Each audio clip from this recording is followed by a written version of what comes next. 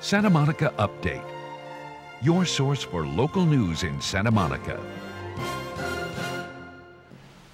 The Santa Monica Pier and the Honolulu Surf Company recently kicked off the summer season with the second annual Paddleboard Race and Ocean Festival.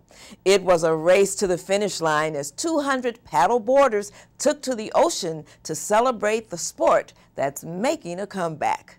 Yanna Kay has more. Lifeguard and paddler Anthony VELA sprints across the finish line, completing a 5.5-mile course in just under an hour to grab first place in the paddleboard race.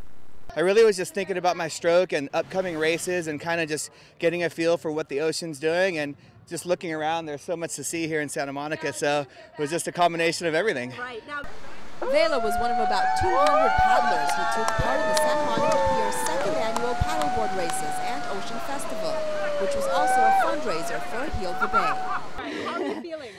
Exhausted, but this is the best high. This is where it is. Thank you. Thank you. Even though today's events are for all ages, the races do require a bit of skill. The course is safe and it's very, very user-friendly.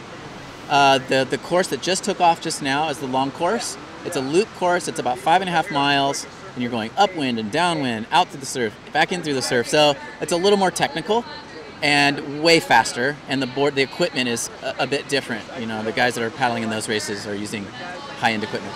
Today's event celebrated the revival of paddleboarding, a sport that faded in recent history but has now become one of the fastest growing sports in the nation.